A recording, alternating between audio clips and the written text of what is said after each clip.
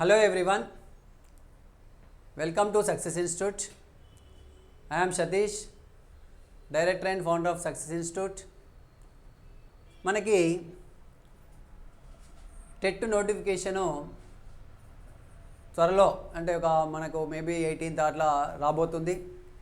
ఈ మధ్యకాలంలోనే టెట్ మనకు ముఖ్యమంత్రి కేసీఆర్ గారు కూడా అనౌన్స్ చేయడం జరిగింది. టెట్ కానీ డిఎస్సి కానీ నోటిఫికేషన్ ఇస్తున్నాము. నోటిఫికేషన్స్ మనకి ఇచ్చి డిఎస్సి ద్వారా ఖాళీలు భర్తీ చేయబోతున్నామని అనౌన్స్ చేయడం జరిగింది. దీని కొరకు ఫస్ట్ మనకి డిఎస్సి రాయాలంటే ఫస్ట్ కావాల్సింది ఏంటి? టెట్ క్వాలిఫై కావాలి. టెట్ ఆల్రెడీ కొన్ని అంతకుముందు టెట్లు అయినాయి, కానీ వాటి యొక్క వ్యాలిడిటీ కూడా దాదాపు దగ్గర పడుతుందండి. కాబట్టి ఇప్పుడు ప్రతి ఒక్కరూ టెట్ రాయాల్సిందే, క్వాలిఫై కావాల్సిందే. డిఎస్సి కావాలి అని అంటే ఫస్ట్ టెట్ క్వాలిఫై మస్ట్. ఈ టెట్లో మనకి ఎన్ని మార్క్స్ ఉంటాయి? 150 మార్క్స్. 150 మార్క్స్లో మనకి ఓసీలకు వచ్చేస్తే 90 మార్క్స్, 60% రావాలండి. 60% అంటే 90 మార్క్స్. బీసీలకు వచ్చేస్తే 50% అంటే 75 మార్క్స్. ఎస్సీ ఎస్టీ అండ్ పిహెచ్సికి వచ్చేస్తే మనకి 40% అంటే ఏంటి 60 మార్క్స్ వస్తే టెట్ క్వాలిఫై అవుతారు. కాకపోతే మనకి ఇక్కడ ఒక ముఖ్యమైన విషయం ఏంటంటే టెట్ క్వాలిఫై అయితే డిఎస్సి రాయొచ్చు. కాకపోతే డిఎస్సిలో మనకి 20% వెయిటేజ్ ఉంటుందండి. టెట్ మార్క్స్కి 20% వెయిటేజ్. అక్కడే చాలామందికి 0.11లలో కూడా జాబ్ మిస్ అవుతుంది. జాగ్రత్తగా ఏనండి, మనకి టెట్ క్వాలిఫై మాత్రమే కాదు, స్కోరింగ్ కావాలండి. 150 మార్క్స్కి మినిమం మీకు అంటే టాపర్స్ ఇంతవరకు ఏంటి 120, 130లో వచ్చిళ్ళు. 150కి మీకు 120 ఉన్నాయంటే మీరు డిఎస్సిలో టాప్లో అంటే వచ్చే అవకాశము మ్యాక్సిమం అవకాశం. అంటే మినిమం మనకి ఏంటంటే 100 పైన 110, 120, 125, 130 ఆ రేంజ్లో మార్క్స్ వస్తే డిఎస్సి మీద మనకు మంచి హోప్స్ వస్తాయి. కాబట్టి అంటే మనకి ఇక్కడ వెయిటేజ్ అనేది టెట్ క్వాలిఫై కావాలి, ప్లస్ టెట్లో మనకు 20% వెయిటేజ్ డిఎస్సికి ఇచ్చిండు కాబట్టి TET మార్క్స్లో.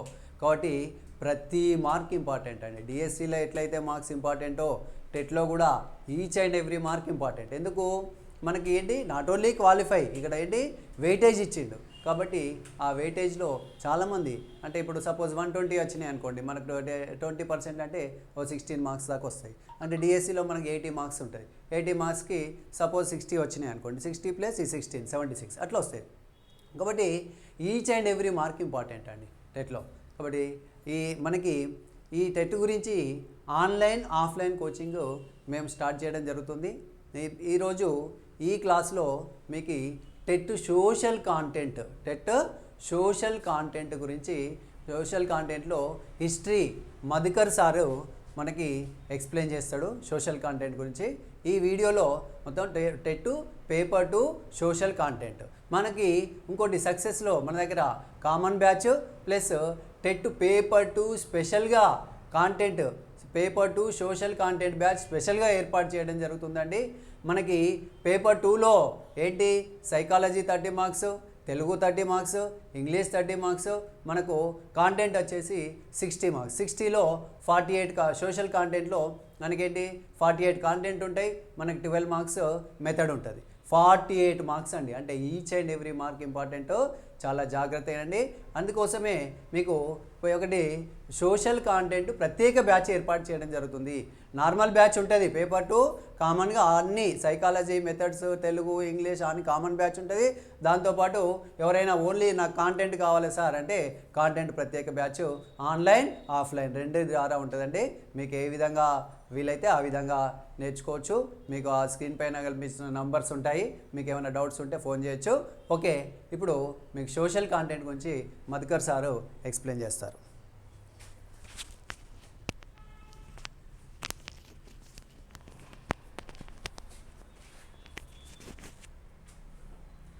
Hello everyone, myself Madhukar, I am faculty of history. So మనం ఈరోజు సోషల్ కాంటెంట్, మనకు టెట్కి సంబంధించినటువంటి సోషల్ కాంటెంట్ పేపర్ 2లో వచ్చేటువంటి సోషల్ కాంటెంట్లోని హిస్టరీ పార్ట్ని మనం డిస్కస్ చేసుకోవడం జరుగుతుందండి.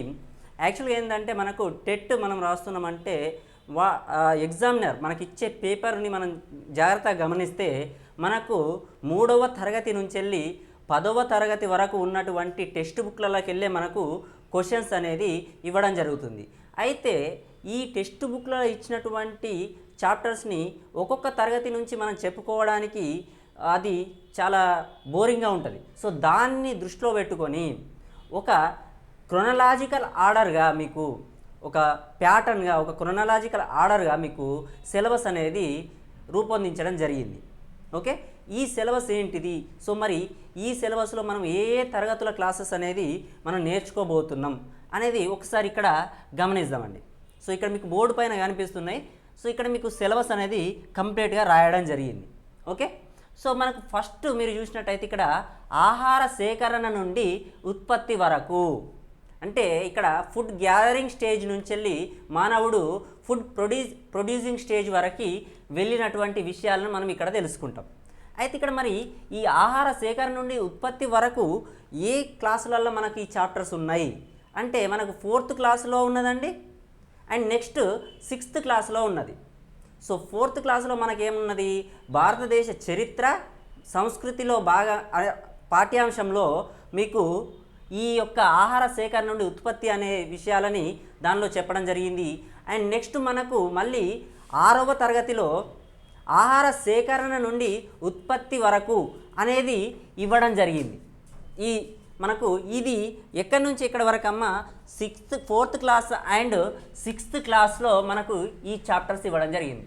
ఇక్కడ చూడండి 4th class and 6th class. So 4th క్లాస్లో ఉన్నటువంటి చాప్టర్ నేమ్ ఏంటిది? భారతదేశ చరిత్ర మరియు సంస్కృతి అనేది ఆ చాప్టర్ నేము.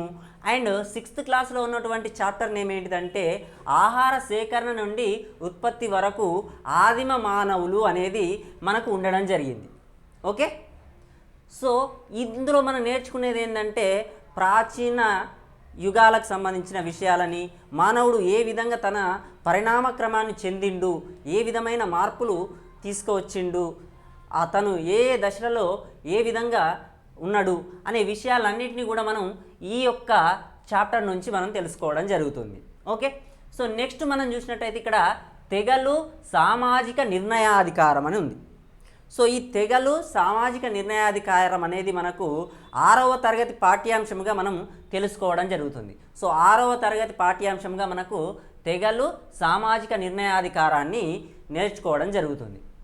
ఓకే, సో నెక్స్ట్ మనకు భారతదేశ చరిత్ర సంస్కృతి నాగరికతలు. సో ఇక్కడ మనకి ఇది ఏది? తెగలు సామాజిక నిర్ణయాధికారం అనేది మనకి ఏ క్లాస్లో ఉందమ్మా? 6th క్లాస్ పాఠ్యాంశంగా ఉండడం జరిగింది. ఓకే, సో నెక్స్ట్ భారతదేశ చరిత్ర సంస్కృతి నాగరికతలు. సో ఇక్కడ భారతదేశ చరిత్ర సంస్కృతి నాగరికతలు ఇది మనకు 4th క్లాస్లో ఉండడం జరిగింది, ప్లస్ మనకు 6th క్లాస్లో కూడా ఉండడం జరిగింది. సో మనకేంటిదమ్మా ఇక్కడ 4th క్లాస్లో ఉన్నది, 6th క్లాస్లో ఉన్నది.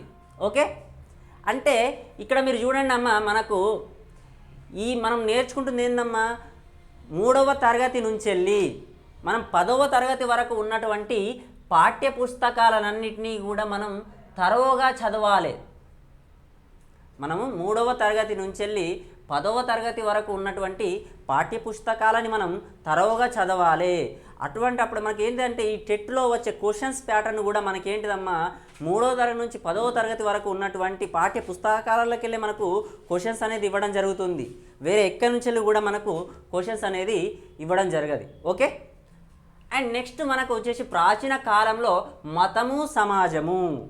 సో ఈ ప్రాచీన కాలంలో మతము సమాజం అనేది మనకు 6వ తరగతి పాఠ్యాంశంలోకి వెళ్ళే మనకు ఉండడం జరిగింది. సో ఇక్కడ నేర్చుకునే విషయాలు ఏంటి అంటే వేట కాలంలో, అంటే మనము ఆది మానవుల కాలంలో ఉన్నటువంటి మతము, మరియు వారు ఫుడ్ ప్రొడ్యూసింగ్ అంటే వాళ్ళు పంటలు పండించినప్పటి కాలంలోని మతము, మరియు వేద కాలంలోని మతము, సింధు నాగరికత కాలంలోని మతము, వారి యొక్క సమాజము ఏ విధంగా ఉన్నదన్న విషయాలని మనము ఈ ప్రాచీన కాలంలోని మతము సమాజం గురించి తెలుసుకుంటాం.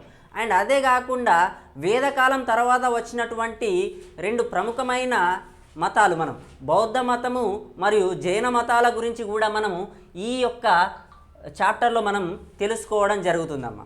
ఓకే, అండ్ నెక్స్ట్ ఇది మనకు ఏ క్లాసులో భాగంగా నేర్చుకుంటామమ్మా, ఏ క్లాస్లో ఉన్నది ఇది 6th క్లాస్లో భాగంగా నేర్చుకోవడం జరుగుతుంది. 6th క్లాస్లో ఈ యొక్క పాఠ్యాంశం అనేది మనకు ఉండడం జరిగింది. ఓకే. అండ్ నెక్స్ట్ వచ్చేసి దేవుని యందు ప్రేమ భక్తి. ఇక్కడ మీరు చూడండి, దేవుని యందు ప్రేమ భక్తి ఈ 2 చాప్టర్స్కి ఇంటర్లింకింగ్ ఉంటుందమ్మా.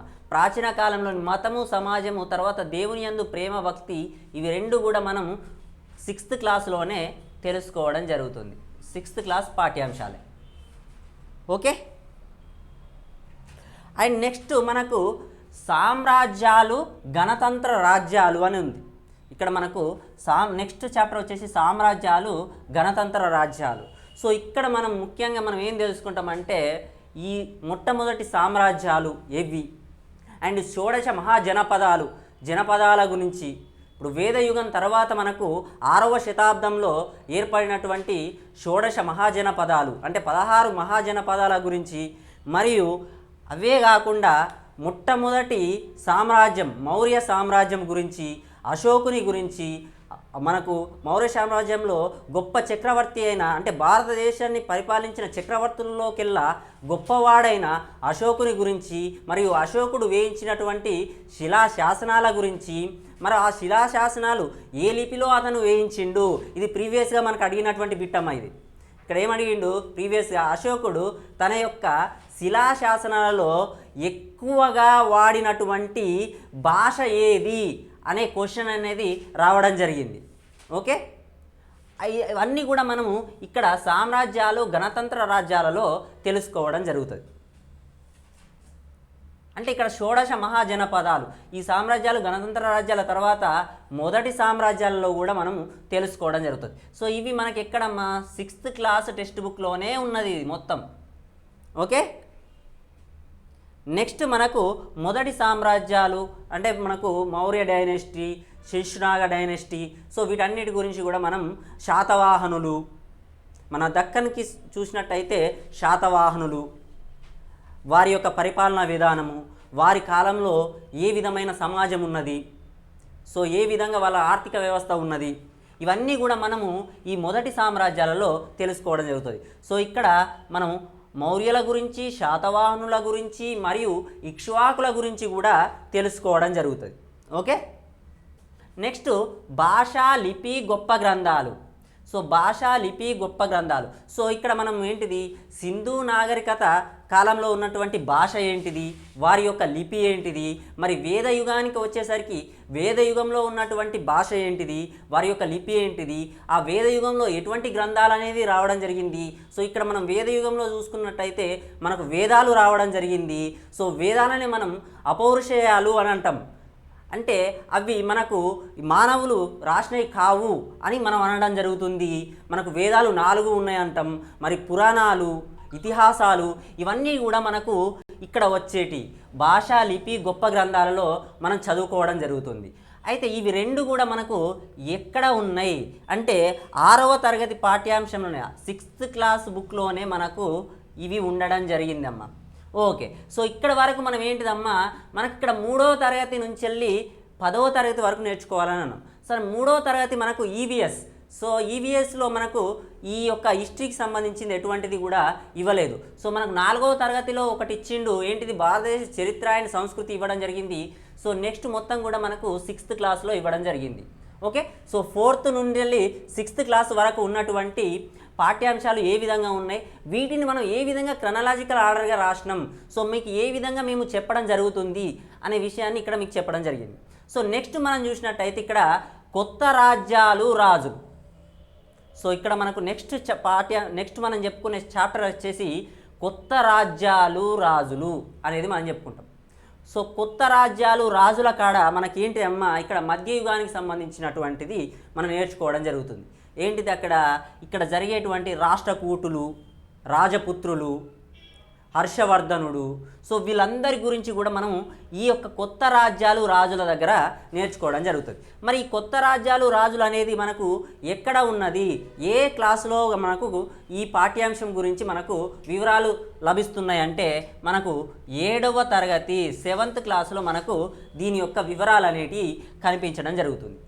సో నెక్స్ట్ మోస్ట్ ఇంపార్టెంట్ అమ్మ, మనకు ఎవ్రీ ఇయర్ టెట్లో మనకు టెట్ అనేది మొదలైనప్పటి నుంచి ఎవ్రీ ఇయర్ టెట్లో మనకు వస్తున్నటువంటి ప్రతిసారి వస్తున్నటువంటి question very very important chapter వచ్చేసి ఇక్కడమ్మా, ప్రాంతీయ రాజ్యాల ఆవిర్భావం కాకతీయులు. ఈ కాకతీయుల నుంచి వెళ్ళి కంపల్సరీ మనకు ఒక బిట్ అనేది రావడం జరుగుతుంది. సో పోయినసారి మనకు 2017 టెట్లో మనకు దీని నుంచి వచ్చినటువంటి బిట్ ఏంటిదమ్మా అంటే, ఇక్కడ ఎవరి కాలంలో, ఏ కాకతీయ రాజుల కాలంలో హనుమకొండ నుంచి రాజధాని హోరుగల్లుకి మార్చబడింది అనేటువంటి బిట్ అనేది ఇక్కడ పడడం జరిగింది. సో కంపల్సరీ కాకతీయుల నుంచి వెళ్ళి మనం ఒక క్వశ్చన్ అనేది కంపల్సరీ డెఫినెట్గా ఎక్స్పెక్ట్ చేయొచ్చు. మరి ఈ ప్రాంతీయ రాజ్యాల ఆవిర్భావం ఈ కాకతీయుల గురించి మనకు ఏ యొక్క క్లాస్లో ఉందంటే మనకు 7th క్లాస్లోనే ఉండడం జరిగిందమ్మా. ఓకే, సో ఇక్కడ మీకు క్రొనలాజికల్ ఆర్డర్గా ఇవ్వడం జరుగుతుందమ్మా. సో యాక్చువల్గా ఏంటంటే మనకు జిగ్జాగ్గా ఇవన్నీ ఉండడం జరిగినాయి, బట్ కాకపోతే మీకు ఒక క్రొనలాజికల్ ఆర్డర్గా, సో ఈ విధంగా మేము ఈ ప్యాటర్న్లో మీకు ఈ క్లాసెస్ అనేది ఆన్లైన్లో అయినా కానీ ఆఫ్లైన్లో అయినా కానీ మీకు క్లాస్ అనేది ఈ విధంగా మేము తీసుకోవడం జరుగుతుంది. సో నెక్స్ట్ మనకు వచ్చేసి చాప్టరు విజయనగర రాజులు. సో నెక్స్ట్ చాప్టర్ మనకేంటిదమ్మా, విజయనగర రాజులు. ఈ విజయనగర రాజులలో మరి ఎవరు ఏ విధంగా పరిపాలన సాగించిర్రు, వారి పరిపాలన విషయాలేంటి, ఎటువంటి కట్టడాలు వీళ్ళు నిర్మించారు, ఎటువంటి కట్టడాలు వీళ్ళు కట్టారు, అండ్ ఎటువంటి శాసనాలు వీళ్ళు ఇచ్చేసిరు, అండ్ అమర నాయంకర విధానము వీరు ఎవరి దగ్గర నుంచి తీసుకున్నారు. ఇప్పుడు కాకతీయులు నాయంకర విధానాన్ని పోషించిర్రు, ఈ కాకతీయుల తర్వాత వీళ్ళు అమర నాయంకర విధానాన్ని పోషించడం జరిగింది. సో మరి దాని గురించి కూడా మనం ఇక్కడ డిస్కస్ చేయడం జరుగుతుంది ఈ విజయనగర రాజులలో.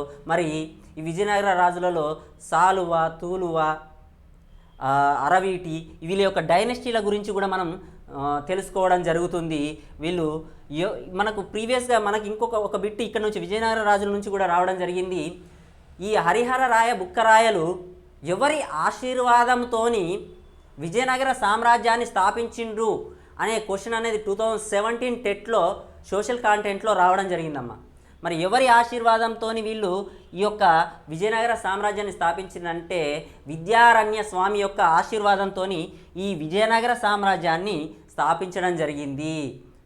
ఓకే, సో ఇది మనకు ఎక్కడ ఉంది, 7th క్లాసులో ఉందండి. ఓకే, నెక్స్ట్ వచ్చేసి మనకు మొఘల్ సామ్రాజ్యం. సో నెక్స్ట్ ఇక్కడ చూడండి అమ్మా, మొఘల్ సామ్రాజ్యం మనకు వెరీ వెరీ ఇంపార్టెంట్ అమ్మా. సో ఇక్కడ మనకు ఈ 7th క్లాస్లో ఉన్నటువంటి లెసన్స్లో మనకు 7th క్లాస్లో కాకతీయులు, విజయనగర రాజులు మరియు మొఘల్ సామ్రాజ్యం అనేది చాలా చాలా ఇంపార్టెంట్. సో వీటి నుంచి డెఫినెట్గా మనం బిట్స్ ఎక్స్పెక్ట్ చేయొచ్చు, డెఫినెట్గా వస్తాయి. అయితే ఇక్కడ మొఘల్ సామ్రాజ్యం అనేది ఎవరు స్థాపించిర్రు, సో బాబర్ స్థాపించిండు. సో బాబర్ ఎప్పుడు స్థాపించిండు, 1526వ సంవత్సరంలో ఈ మొఘల్ సామ్రాజ్యాన్ని స్థాపించడం జరిగింది. ఈ స్థాపించినటువంటి బాబర్ తర్వాత ఎవరు వచ్చిర్రు, వారి పరిపాలన ఏ విధంగా జరిగింది, తర్వాత వీరి యొక్క పతనం ఏ విధంగా జరిగింది, సో వీరి యొక్క మొదటి అంటే తొలి దశ మొఘలులు ఎవరు, మొఘల్ రాజులు, తర్వాత మలి దశ మొఘల్ రాజులు ఎవరు అనేది మనం దీనిలో తెలుసుకోవడం జరుగుతుంది. అండ్ ఇక్కడ మనకు 2 మేజర్ బ్యాటిల్స్ గురించి కూడా తెలుసుకోవడం జరుగుతుంది. మొదటి పానిపట్టు యుద్ధం, రెండవ పానిపట్టు యుద్ధం గురించి కూడా మనం ఇక్కడ తెలుసుకోవడం జరుగుతుంది. మొదటి పానిపట్టు యుద్ధంలో మనకేమవుతుందమ్మా, బాబర్ ఇబ్రహీం లోడీని ఓడించి మొఘల్ సామ్రాజ్యాన్ని స్థాపించడం జరుగుతుంది. తర్వాత అక్బర్ హేమూని ఓడించి ఆ మొఘల్ సామ్రాజ్యాన్ని ఒక స్థిరత్వాన్ని తీసుకురావడం జరుగుతుంది రెండవ పానిపట్టు యుద్ధంలో. ఓకే, సో ఇక్కడ మనం నేర్చుకుంటాం మొఘల్ సామ్రాజ్యం. సో మనకి ఇది ఏ క్లాస్లో ఉందమ్మా అంటే 7th క్లాస్లో ఉండడం జరిగింది. ఓకే, సో నెక్స్ట్ వచ్చేసి మనకు దైవ సంబంధ భక్తి మార్గాలు. సో ఈ దైవ సంబంధ భక్తి మార్గాలు అనేది మనకు 7th క్లాస్లో ఉండడం జరిగింది. ఇక్కడ మనకు మిడివల్ స్టేజ్లో జరిగినటువంటి మత ఉద్యమాల గురించి మనం నేర్చుకోవడం జరుగుతుంది. సో మిడివల్ అంటే మధ్యయుగ భారతదేశంలో మనకు జరిగినటువంటి మత ఉద్యమాలు ఏవైతే జరిగినాయో అవన్నిటి గురించి మనం ఇక్కడ తెలుసుకోవడం జరుగుతుంది. ఇది మనకు 7th క్లాస్లోనే ఉండడం జరిగింది. ఓకే, సో నెక్స్ట్ వచ్చేసి భారతదేశంలో బ్రిటిష్ సామ్రాజ్య స్థాపన అనుకున్నాం. సో ఇక్కడ మరి భారతదేశంలో బ్రిటిష్ సామ్రాజ్య స్థాపన అని అనుకున్నప్పుడు మరి వీరు ఏ విధంగా ఐరోపా వాళ్ళు భారతదేశానికి ఏ విధంగా వచ్చారు, ఎవరు ఫస్ట్ వచ్చారు, అవన్నీ కూడా మనం ఇక్కడ డిస్కస్ చేసుకోవడం జరుగుతుంది. సో ఇక్కడ భారతదేశానికి ఫస్ట్ వచ్చిన వాళ్ళు పోర్చుగీస్ వారు, పోర్చుగీస్ తర్వాత డెన్మార్క్, తర్వాత ఇంగ్లాండ్, డేన్స్, తర్వాత ఫ్రెంచ్, వీళ్ళందరూ కూడా రావడం జరిగింది. భారతదేశంతో వర్తక వాణిజ్యాలు చేయడం జరిగింది. ఈ వర్తక వాణిజ్యాలు చేసి తర్వాత ఇక్కడ జరిగినటువంటి రాజకీయ పరిణామాలను వాళ్ళు గమనించి ఇక్కడ వారి యొక్క సామ్రాజ్యాన్ని ఏ విధంగా స్థాపించుకున్నారు, దానిలో బ్రిటిష్ వాళ్ళు ఏ విధంగా సఫలం కాగలిగారు అనే విషయాలని మనం ఈ యొక్క చాప్టర్లో తెలుసుకోవడం జరుగుతుంది. భారతదేశంలో బ్రిటిష్ సామ్రాజ్య స్థాపన గురించి తెలుసుకోవడం జరుగుతుందమ్మా. సో మరి భారతదేశంలో బ్రిటిష్ సామ్రాజ్య స్థాపన మనకు ఉన్నది ఏ క్లాస్లో అంటే ఇది 7th క్లాస్లో ఉన్నదమ్మా. ఇక్కడ మనకు 7th క్లాస్లో ఉన్నటువంటి చాప్టర్ అమ్మా. ఓకే, సో ఇక్కడ వరకు మనం నేర్చుకున్నది ఏంటిది, 4th క్లాస్ నుండి 7th క్లాస్ వరకు ఉన్నటువంటి చాప్టర్స్ యొక్క క్రొనలాజికల్ ఆర్డర్ అనేది మనం తెలుసుకోవడం జరిగింది. సో నెక్స్ట్ చూడండి అమ్మా, నెక్స్ట్ ఇక్కడ చూస్తే మనకు జాతీయోద్యమం అనను, Indian national movement. So Indian national movement అనేది ఏ విధంగా జరిగింది, మరి బ్రిటిష్ వారికి వ్యతిరేకంగా ఎటువంటి ఉద్యమాలు రావడం జరిగింది, మరి వీటిలో తొలిదశ ఉద్యమం, మలిదశ ఉద్యమం ఏ విధంగా జరిగింది. ఇక్కడ చూడండి అమ్మ, మనకు మీరు కాంపిటేటివ్ ఎగ్జామ్స్కి ప్రిపేర్ అయితే moderate phase and militant phase and next Gandhian ఎరా అనే ఉంటుంది. బట్ కాకపోతే మనకు ఇచ్చినటువంటి చాప్టర్లో మనకి ఏమని ఇచ్చిండు, జాతీయోద్యమం తొలి దశ మలి దశ అని ఇచ్చిండు. ఈ తొలి దశ అనేది గాంధీ రాకముందు ఉన్నటువంటి దశ, మలి దశ అనేది గాంధీ వచ్చిన తర్వాత దశ. ఓకే, ఆ ఉద్యమాలు ఏ విధంగా సాగినాయి, ఏ విధంగా వీళ్ళు మనకు స్వతంత్ర పోరాటం చేసిర్రు, ఎవరెవరు పార్టిసిపేట్ చేసిర్రు, అవన్నీ విషయాలని కూడా మనము ఈ జాతీయోద్యమం అనే చాప్టర్లో నేర్చుకోవడం జరుగుతుంది. మరి ఇది ఎక్కడెక్కడ మనకు కనబడుతున్నది అంటే మనకి ఇక్కడ ఇది దీనిలో మనం 8th క్లాస్లో ఉన్నటువంటి లెసన్స్ని డిస్కస్ చేస్తాం. 8th క్లాస్లో ఉన్నదమ్మా. అండ్ ఇదే మనకు 10th క్లాస్లో కూడా ఉండడం జరిగింది. 10th క్లాస్లో కూడా ఉండడం జరిగిందమ్మా. ఓకే, సో నెక్స్ట్ సాంఘిక మత కుల ఉద్యమాలు. సో సాంఘిక మత కుల ఉద్యమాలు మనకేంటి అమ్మ, ఇక్కడ ఈ భారతదేశంలో జరిగినటువంటి మోడర్న్ ఆధునిక యుగంలో సంస్కరణలు, సంఘ సంస్కర్తలు ఏ విధంగా వాళ్ళు ఇచ్చేసిర్రు అనేది మనకి ఇప్పుడు రాజా రామ్మోహన్ రాయ్ గురించి, కందుకూరి వీరేశలింగం గురించి, వీళ్ళందరి గురించి కూడా మనం ఇక్కడ సాంఘిక మత కుల ఉద్యమాలలో చెప్పుకోవడం జరుగుతుంది. ఓకే, అయితే ఈ సాంఘిక మత కుల ఉద్యమాలలోనే మనం యూరోప్లో జరిగినటువంటి మత సంస్కరణ ఉద్యమాల గురించి కూడా మనం తెలుసుకోవడం జరుగుతుంది. అంటే కాన్స్టాంటినోపుల్ ఏ విధంగా ఆక్యుపై జరిగింది, ఏ విధంగా అది ఇదైంది అనేది కూడా మనం ఇక్కడ తెలుసుకోవడం జరుగుతుంది. దీనికి సంబంధించినటువంటి మనకు 8th క్లాస్లో ఉన్నదమ్మా. అండ్ అదేవిధంగా 9th క్లాస్లో కూడా మనకు దీనికి రిలేటెడ్ చాప్టర్స్ అనేది ఉండడం జరిగింది. సో నెక్స్ట్ ఇక్కడ చూడండి అమ్మ, రాజులు కట్టడాలు వనపర్తి కోట అని ఉంది. ఇక్కడ చూడండి, రాజులు కట్టడాలు వనపర్తి కోట అని ఇచ్చిన. సో ఇక్కడ రాజులు కట్టడాలు వనపర్తి కోట అంటే మనకి ఏ దానిలో ఉన్నాయి అంటే ఇక్కడ 8th క్లాస్లో ఉన్నాయమ్మా, 6th క్లాస్లో ఉన్నాయి. శిల్పం కట్టడాలు అనేది 6వ తరగతిలో మనకు ఉంటుంది. శిల్పము కట్టడాలు అనేది 6వ తరగతిలో ఉంటుంది. తర్వాత మనకు 8వ తరగతిలో రాజులు కట్టడాలు అని ఉంటుంది. మళ్ళీ మనకు 5వ తరగతిలో రాజులు కట్టడాలు వనపర్తి కోట అని ఉంటుందమ్మా. ఇక్కడ వనపర్తి సంస్థానం ఏ విధంగా మనకు తెలంగాణలో పరిపాలన సాగించిర్రు, వీరు ఎవరెవరి కాలం నుంచి ఉన్నారు. సో వనపర్తి సంస్థానం అనేది మనకు ఎవరి కాలం నుంచి ఉన్నదంటే కుతుబ్ షాహీల కాలం నుంచి వెళ్ళి మనకు వనపర్తి సంస్థానం అనేది తెలంగాణలో ఉండడం జరిగింది. కుతుబ్ షాహీల తర్వాత మనకు మళ్ళీ ఎవరున్నారు, అసఫ్ జాహీల కాలంలో కూడా ఉన్నది. మనకు ఎప్పుడైతే 1948 ఆపరేషన్ పోలో జరిగి భారతదేశంలో మన హైదరాబాద్ రాష్ట్రం అనేది విలీనం కావడం జరిగిందో అప్పటి వరకు కూడా మనకు వనపర్తి కోట అనేది సంస్థానంగా ఉన్నది. అండ్ దీనికి ఎంతమంది రాజులు ఈ యొక్క వనపర్తి కోట సంస్థానాన్ని పరిపాలన చేసిర్రు, వీరి యొక్క పరిపాలన ఏ విధంగా జరిగింది. అండ్ ఇక్కడ వనపర్తి సంస్థానాన్ని 15 మంది రాణులు పరిపాలన చేయడం జరిగింది. వారు ఏ విధమైనటువంటి ప్రజలకు ఏ విధంగా ఇచ్చేసిర్రు. మళ్ళీ ఇక్కడ మనం ఇంకోటి మోస్ట్ ఇంపార్టెంట్ ఏంటిదంటే సప్త సముద్రాల గురించి నేర్చుకుంటామమ్మా. ఇక్కడ సప్త సముద్రాలు అంటే వారు తవ్వించినటువంటి చెరువులు, 7 చెరువులను వీళ్ళు వనపర్తి సంస్థానం వాళ్ళు తవ్వించడం జరుగుతుంది. సప్త సముద్రాలు అంటే ఏదో మహాసముద్రాలని మీరు అనుకోవద్దు, అవి కాదు, వీరు తవ్వించినటువంటి చెరువుల గురించి మనం తెలుసుకోవడం జరుగుతుంది. అండ్ ఇక్కడ విజయనగర రాజులు కట్టించినటువంటి మన ఈ తర్వాత కాకతీయులు కట్టించినటువంటి తర్వాత అసఫ్ జాహీలు కానీ కుతుబ్ షాహీలు కానీ వారి కాలంలో కట్టించినటువంటి కట్టడాలు, వీరన్నిటి గురించి కూడా మనం ఇక్కడ రాజులు కట్టడాలు వనపర్తి కోటలో తెలుసుకోవడం జరుగుతుంది. ఇవి మనకు ఎక్కడెక్కడ ఉన్నాయంటే 5th క్లాస్లో కనబడుతుందమ్మా, నెక్స్ట్ 6th క్లాస్లో కనబడుతుంది, అండ్ నెక్స్ట్ మనకి మళ్ళీ 8th క్లాస్లో కూడా కనబడుతుందమ్మా. ఇక్కడ మీకు ఏం చేసినామంటే ఇది ఒక క్రొనలాజికల్ ఆర్డర్గా ఉండాలి, ఈ యొక్క సిలబస్ అనేది జిగ్జాగ్గా ఉండద్దు అనే ఉద్దేశంతో సో ఈ విధంగా మీకు క్రొనలాజికల్ ఆర్డర్గా మీకు తీసుకురావడం జరిగింది.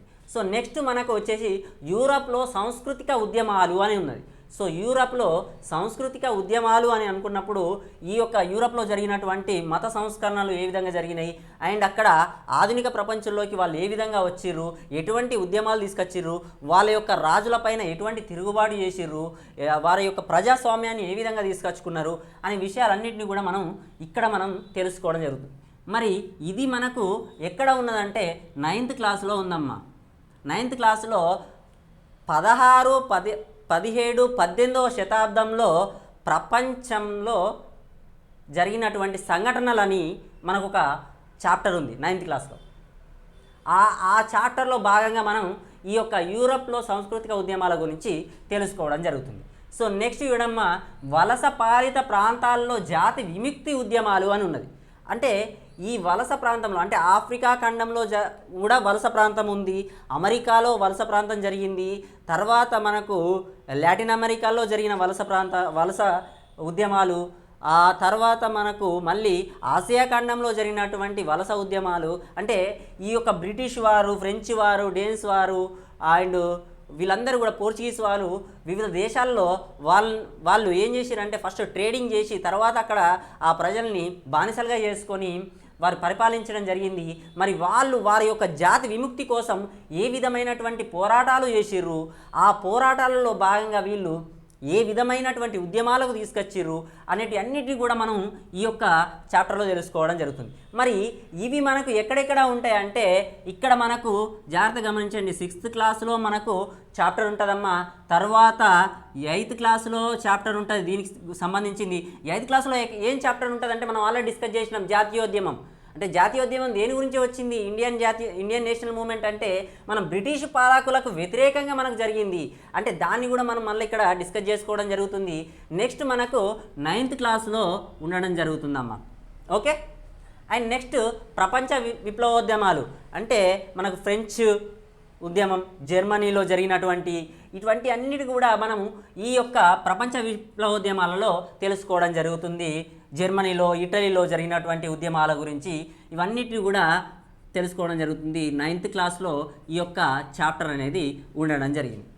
సో నెక్స్ట్ కుతుబ్ షాహీలు, అసఫ్ జాహీలు, హైదరాబాదులో జాతీయోద్యమాలు, ఇవన్నీ కూడా మనకు 10th క్లాస్లో ఉండడం జరిగింది. సో 10th క్లాస్లో ఉండడం జరిగిందమ్మా. అండ్ నెక్స్ట్ మరి తెలంగాణ రాష్ట్ర సాధన ఉద్యమం అనేది ఉన్నది.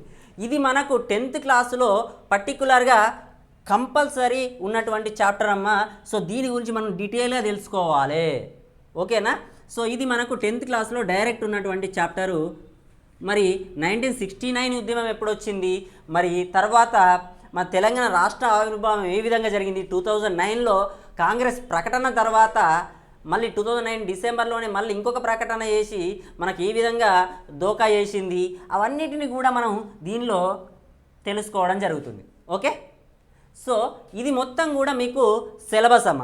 అంటే ఒక క్రొనలాజికల్ ఆర్డర్గా మీకు సిలబస్ అనేది ఇవ్వడం జరిగింది. సో ఇదే ప్యాటర్న్లో మీకు ఆన్లైన్ క్లాసెస్ ఉంటాయి, ఆఫ్లైన్ క్లాసెస్ కూడా సో ఇదే ప్యాటర్న్లో మీకు ఇవ్వడం జరుగుతుంది. ప్రతి ఒక్క బుక్లో ఉన్నటువంటి ప్రతి ఒక్క పాయింట్ని మీకు చెప్పడం జరుగుతుంది. అండ్ అదే కాకుండా మీకు ఈ యొక్క టెట్ ఎగ్జామినేషన్లో కంపల్సరీ మనకు టెట్ కానీ డిఎస్సిలో కానీ జీకే నుంచి వెళ్ళి కంపల్సరీ 2 క్వశ్చన్స్ అనేది రావడం జరుగుతుంది. ఆ 2 క్వశ్చన్స్ అనేది జీకే పాయింట్ ఆఫ్ వ్యూలో కూడా మీకు హిస్టరీని మీకు జీకే పాయింట్ ఆఫ్ వ్యూలో కూడా చెప్పడం జరుగుతుందమ్మా ఇక్కడ. సో మనకేంటి ఫస్ట్ చాప్టర్ వచ్చేసి ఆహార సేకరణ నుండి ఉత్పత్తి వరకు, నెక్స్ట్ చాప్టర్ వచ్చేసి తెగలు, సామాజిక నిర్ణయాధికారము, తర్వాత భారతదేశ చరిత్ర, సంస్కృతి, నాగరికతలు, ఆ తర్వాత వచ్చేసి ప్రాచీన కాలంలో మతము, సమాజము, తర్వాత దేవుని యందు ప్రేమాభక్తి, తర్వాత సామ్రాజ్యాలు, గణతంత్ర రాజ్యాలు, తర్వాత మొదటి సామ్రాజ్యాలు, భాషా లిపి, గొప్ప గ్రంథాలు, కొత్త రాజ్యాలు, రాజులు, తర్వాత ప్రాంతీయ రాజ్యాల ఆవిర్భావం, కాకతీయులు, ఇది ఇంపార్టెంట్ అమ్మ. తర్వాత విజయనగర రాజులు ఇంపార్టెంట్, మొఘల్ సామ్రాజ్యము ఇంపార్టెంట్. డెఫినెట్గా బిట్స్ వస్తాయి ఇవి మనం చదువుకుంటే కంపల్సరీ బిట్స్ వస్తాయమ్మా. సో ఇవి మూడింటి నుంచి బిట్ ఉంటుంది. తర్వాత ఆహార సేకరణ నుండి ఉత్పత్తి వరకు దీని నుంచి బిట్ ఉంటుంది మీకు కంపల్సరీ. నెక్స్ట్ మనకు సామ్రాజ్యాలు, గణతంత్ర రాజ్యాలు, మొదటి సామ్రాజ్యాలు, ఈ రెండింటి నుంచి వెళ్ళి మీకు బిట్ ఉంటుంది. నెక్స్ట్ మనకు చూసుకున్నట్టయితే దైవ సంబంధ భక్తి మార్గాలు, భారతదేశంలో బ్రిటిష్ సామ్రాజ్య స్థాపన, నెక్స్ట్ జాతీయోద్యమం, సాంఘిక మత కుల ఉద్యమాలు, రాజులు, కట్టడాలు అండ్ వనపర్తి కోట, ఇది మనకు 5th క్లాస్లో ఇవ్వడం జరిగింది వనపర్తి కోట అనేది. యూరప్లో సాంస్కృతిక ఉద్యమాలు, వలస పాలిత ప్రాంతాలలో జాతి విముక్తి ఉద్యమాలు, ప్రపంచ విప్లవోద్యమాలు, ఈ కుతుబ్ జాహీలు, అసఫ్ జాహీలు, హైదరాబాద్లో జాతీయోద్యమాలు, తెలంగాణ రాష్ట్ర సాధన ఉద్యమం, ఇవన్నీ కూడా మనకు 10th క్లాస్లో ఉండడం జరిగింది. సో ఇక్కడ మీరు ఒకటి గమనించండి అమ్మ, కుతుబ్ షాహీలు, అసఫ్ జాహీలు అనేది మీకు డైరెక్ట్గా ఇవ్వలేదు. బట్ కాకపోతే ఇవి ఎందుకు ఇక్కడ నేను మెన్షన్ చేయడం జరిగిందంటే మీకు వీటికి రిలేటెడ్గా ఇక్కడ వనపర్తి కోట ఇవ్వడం జరిగింది, వీటికి రిలేటెడ్గా రాజులు కట్టడాలలో ఇవ్వడం జరిగింది. సో కాబట్టి ఇవి రెండింటిని కూడా మనం డిస్కస్ చేయాలి. సో మళ్ళీ నెక్స్ట్ హైదరాబాద్లో జాతీయోద్యమాలు అనేది చాప్టర్ ఇవ్వడం జరిగింది. దీనిలో మనకు రైతాంగ పోరాటాల గురించి తెలుసుకుంటాం. ఇక్కడ అవన్నిటి గురించి కూడా మనం డిస్కస్ చేయడం జరుగుతుంది. ఓకే,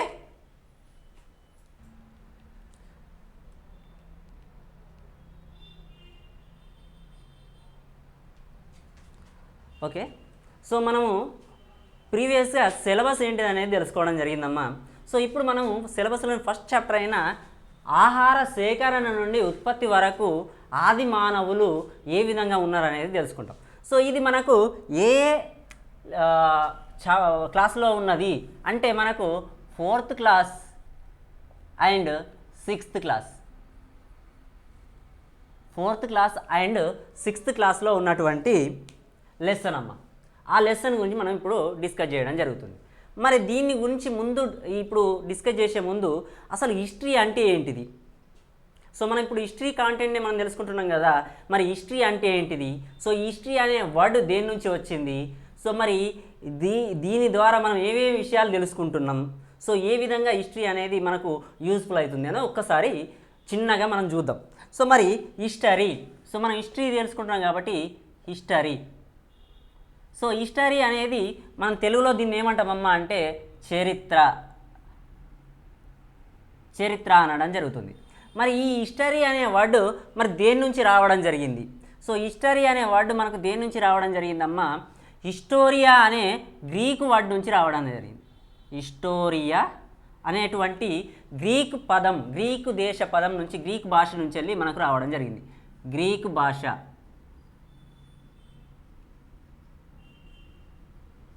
భాష నుంచి వెళ్ళి రావడం జరిగింది. మరి ఈ హిస్టోరియా అంటే మీనింగ్ ఏంటిది? Enquiry, knowing everything with investigation అనేది మీనింగ్ అమ్మ. అంటే ఇక్కడ తెలుగులో పరిశీలన, పరిశోధన, అన్వేషణ. సో హిస్టోరియా అంటే ఏంటిదమ్మా? పరిశీలన, పరిశోధన, అన్వేషణ. సో మనకి హిస్టరీ అనేది అన్ని మనం తెలుగులో ఏమంటామంటే చరిత్ర అంటాం. ఈ హిస్టరీ అనే వర్డ్ మనకు హిస్టోరియా అనే గ్రీకు భాష నుంచి ఉద్భవించింది. ఈ గ్రీకు భాష నుంచి ఉద్భవించినటువంటి హిస్టోరియాకి ఉన్నటువంటి మీనింగ్ ఏంటిదంటే ఇక్కడ పరిశీలన, పరిశోధన, అన్వేషణ, ఈ 3 మీనింగ్స్ అనేది మనకు హిస్టోరియాకి ఉండడం జరిగింది. మరి ఇటువంటి చరిత్రను మొట్టమొదటిసారిగా మరి ఎవరు ఇచ్చేసిర్రు? మరి ఈ చరిత్ర పితామహునిగా మనం ఎవరిని పిలవడం జరుగుతుంది? సో ప్రీవియస్గా మీకు అడగడం జరిగింది. ఇక్కడ చరిత్ర ఇది మీకు క్లాస్లో లేదమ్మా, మీకు టెక్స్ట్ బుక్లో లేదు, కానీ అతను ఎగ్జామినర్ అడగడం జరిగింది 2017 టెట్లో. ఏమనంటే హెరోడోటస్ రాసినటువంటి పుస్తకం ఏంటిదని అడిగిండు. మరి హెరోడోటస్ ఎవరు అనేది మనకు తెలవాలి. సో హెరోడోటస్ ఎవరు అంటే ఇక్కడ మనకు చరిత్ర పితామహుడుగా ఎవరిని పిలుస్తామంటే మనము, అంటే ఫాదర్ ఆఫ్ హిస్టరీగా ఎవరిని పిలుస్తామంటే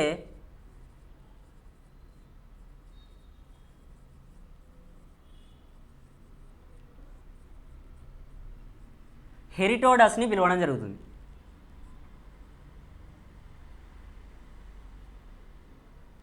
మరి ఈ హెరోడోటస్ రాసినటువంటి గ్రంథం ఒక గొప్ప గ్రంథం అమ్మ ఇది. సో ఇది ఫస్ట్ టైం సో హిస్టరీని రాసినటువంటి వ్యక్తి. సో ఇతను ఎవరంటే మరి గ్రీకు దేశస్థుడు అమ్మ. ఈ హెరోడోటస్ ఎవరంటే గ్రీకు దేశస్థుడు.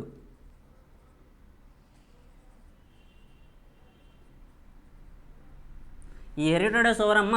గ్రీకు దేశస్థుడు. మరి ఇతను రాసినటువంటి గ్రంథం ఏంటిది?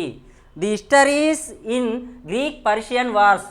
The histories in Greek Persians wars.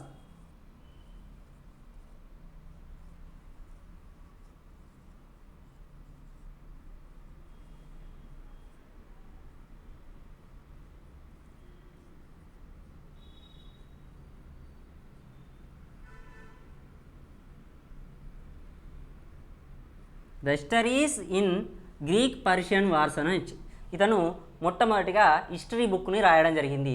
మరి గ్రీక్ అంటే తెలుసు, ఇది గ్రీక్ దేశం అని. మరి పర్షియన్ అంటే ఏంటిది? సో ఈ పర్షియన్ అనేది మనకు పూర్వకాలంలో ఇరాన్ యొక్క, ఇప్పుడు ప్రస్తుతం ఉన్నటువంటి ఇరాన్ యొక్క పూర్వ నామమే మనకు పర్షియన్. సో గ్రీకులకు మరియు పర్షియన్ దేశస్తులకు మధ్యలో జరిగినటువంటి యుద్ధాల గురించి మొట్టమొదటిసారికి హెరోడోటస్ ఒక పుస్తకాన్ని రాయడం జరిగింది. ఆ గ్రంథం పేరే the histories in Greek Persian wars. అందుకే ఇతన్ని మనం ఏమంటామంటే హెరోడోటస్ని చరిత్ర పితామహుడుగా మనం పిలుచుకోవడం జరుగుతుంది. ఓకే, చరిత్ర పితామహుడుగా మనం హెరోడోటస్ని పిలుచుకుంటాం. ఇతను ఏ దేశస్థుడు? గ్రీకు దేశస్థుడు. ఇతను రాసినటువంటి గ్రంథం ఏదంటే the histories in Greek Persian wars. ఇక్కడ పర్షియా అంటే మనకు ఇరాన్, ప్రజెంట్ డే ఇరాన్ అమ్మ. మరి హిస్టరీ అంటే చరిత్ర, ఈ హిస్టోరియా, ఇవన్నీ కూడా మనం ఇక్కడ తెలుసుకోవడం జరిగింది. సో నెక్స్ట్ మరి ఈ యొక్క హిస్టరీని మనం తెలుసుకోవాలంటే మనకు ఏమి కావాలి? ఫస్ట్ థింగ్, సో హిస్టరీని తెలుసుకోవాలంటే మనకు ఆధారాలు కావాలి. ఇవన్నీ కూడా మనకు ఆధారాల ద్వారానే హిస్టరీ అనేది తెలుస్తుంది. మరి ఈ హిస్టరీ అనేది ఎన్ని యుగాలుగా విభజించడం జరిగింది? ఫస్ట్ ఈ హిస్టరీ అనేది మనం ఆధారాల ద్వారా ఎన్ని యుగాలుగా విభజించడం జరిగింది అనేది మనం ఒకసారి చూద్దాం. సో ఈ హిస్టరీని మనం ఎన్ని యుగాలుగా విభజించినామంటే ఆధారంగా మనకు లభించినటువంటి ఆధారాల ఆధారంగా చరిత్రను 3 యుగాలుగా విభజించడం జరిగింది. సో ఇక్కడ మీకు గ్రాఫ్ వేస్తున్నామా, ఒక పట్టిక ద్వారా మీరు తెలుసుకోండి. సో ఇక్కడ చూడండి, ఫస్ట్ ఏంటిదంటే చారిత్రక పూర్వయుగం.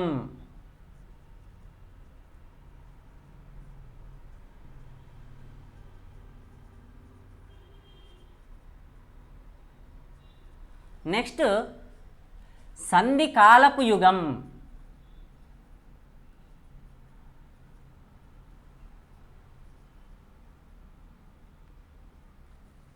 నెక్స్ట్ వచ్చేసి చారిత్రక యుగం.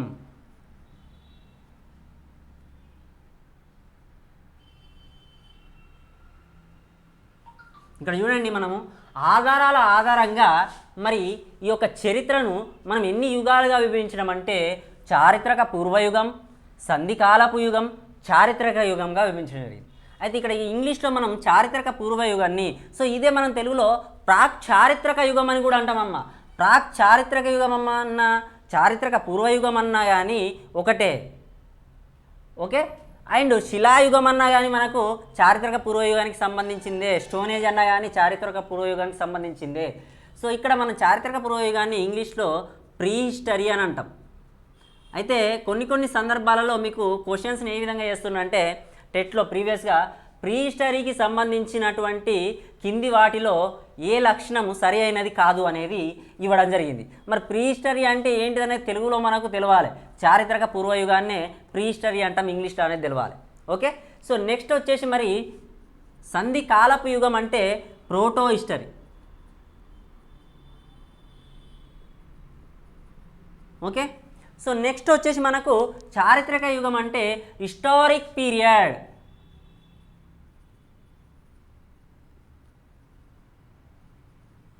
ఓకే. సో ఈ మూడు మనకు ఆధారాల ఆధారంగా తెలుసుకోవడం జరిగింది. మరి చారిత్రక పూర్వయుగాన్ని దేన్ని అంటాం, సంధికాలపు యుగాన్ని దేన్ని అంటాం, మరి చారిత్రక యుగాన్ని దేన్ని అంటాం? మరి ఈ చారిత్రక పూర్వయుగాన్ని దేన్ని అంటామంటే మనకు లిఖిత ఆధారాలు లభించినటువంటి కాలము. ఆ కాలాన్ని మనం ఏమంటామంటే చారిత్రక పూర్వయుగం అని అంటాం. మరి లిఖిత ఆధారాలు లభించినప్పుడు మనకు వారు ఏ విధంగా చేసిర్రు, ఏ విధమైనటువంటి జీవనాన్ని గడిపిర్రు, ఏ విధమైనటువంటి ఆహారాన్ని తిన్నారు, ఏ విధమైన సమాజంలో వాళ్ళు బ్రతికారు అనే విషయాలన్నింటినీ కూడా మనం చారిత్రక పూర్వయుగంలో తెలుసుకుంటాం. సో మానవ చరిత్రను మనము ఏంటిది ఆధారాల ఆధారంగా మనం 3 యుగాలుగా విభజించినాం. తర్వాత ఇప్పుడు మనం ఏం చేస్తున్నాం, చారిత్రక పూర్వయుగం అంటే ఏంటిదమ్మా అన్న, లిఖిత ఆధారాలు లిటరరీ సోర్సెస్ అనేది లభించలేదమ్మా.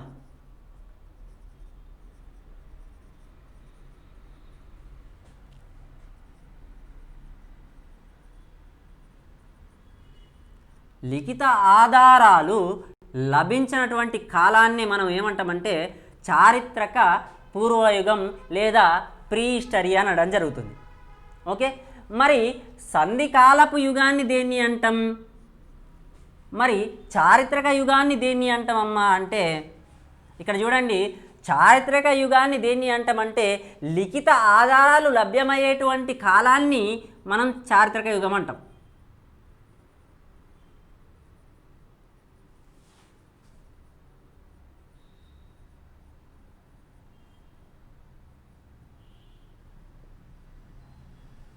ఇక్కడ లిఖిత ఆధారాలు లభ్యమయ్యే కాలాన్ని చారిత్రక యుగం అంటున్నాం, లిఖిత ఆధారాలు లభించని కాలాన్ని చారిత్రక పూర్వయుగం అంటున్నాం. మరి సంధికాలపు యుగాన్ని దేన్ని అంటాం? సో ఇక్కడ మనకు లిఖిత ఆధారాలు లభిస్తాయి, బట్ కాకపోతే ఈ యుగంకి సంబంధించినటువంటి లిఖిత ఆధారాలని ఇంతవరకు కూడా ఎవరు కూడా చదవలేకపోయారు. ఆ కాలంలో వాళ్ళు రాసినటువంటి లిపిని ఎవరు కూడా చదవలేకపోయారు.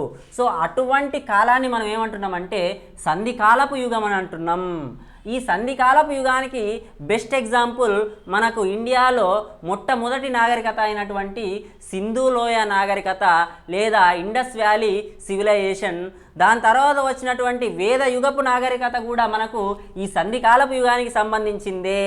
ఇండియాలో సంభవించినటువంటి 2 సింధు లోయ నాగరికత మరియు వేదయుగ నాగరికత మనకు 2 కూడా సంధికాలపు యుగానికి ఒక బెస్ట్ ఎగ్జాంపుల్స్ అమ్మా. ఇక్కడ అంటే ఇక్కడ మీరు చూడండి, మనకు చారిత్రక పూర్వయుగానికి లిఖిత ఆధారాలు లేవు, సంధికాలపు యుగానికి లిఖిత ఆధారాలు ఉన్నాయి, కానీ ఎవరు కూడా చదవలేదు. ఇంతవరకు కూడా ఎవరు కూడా చదవలేదు. వాటికి సంబంధించినటువంటి మనకు ఎగ్జాంపుల్స్ వచ్చేసి ఏంటి అమ్మా అంటే సింధు లోయ నాగరికత, ఇండస్ వ్యాలీ సివిలైజేషన్ అంటాం. ఇండస్ వ్యాలీ సివిలైజేషను ప్లస్ వేదయుగపు నాగరికత మనం తీసుకోవచ్చు. అండ్ నెక్స్ట్ ఇక్కడ మనకు మెసపటోమియన్ నాగరికత కూడా మనం ఇక్కడ తీసుకోవచ్చమ్మా దీనికి ఎగ్జాంపుల్గా. అండ్ నెక్స్ట్ ఇక్కడ చారిత్రక యుగం అంటే లిఖిత ఆధారాలు లభ్యమయ్యే కాలాన్ని మనం చారిత్రక యుగం అని అనడం జరిగింది. ఓకే. మరి ఈ చారిత్రక పూర్వయుగం గురించి తెలుసుకోవడానికి ఏవంటి ఆధారాలు లభించినాయి, మరి వాటిని ఏ విధంగా వీళ్ళు మన చరిత్రకారులు ఏ విధంగా స్టడీ చేయడం జరిగింది అనే విషయాల గురించి మనం తెలుసుకుందాం. ఓకే. మరి ఈ చారిత్రక పూర్వయుగంలో మనకు లిఖిత ఆధారాలు లభించినప్పటికీ వారి యొక్క జీవనశైలిని తెలుసుకోవడానికి మన యొక్క చరిత్రకారులలో ఒక కుతూహలం అనేది కలిగింది. ఆ కుతూహలం వలన మనకు 2 శాస్త్రాలు అనేటివి ఉద్భవించడం జరిగింది. మరి ఆ 2 శాస్త్రాలు ఏంటి? మరి ఆ 2 శాస్త్రాలు ఏంటి అంటే ఆర్కియాలజీ, జాగ్రత్త వినండమ్మా, ఆర్కియాలజీ, నెక్స్ట్ వచ్చేసి ఆంథ్రోపాలజీ.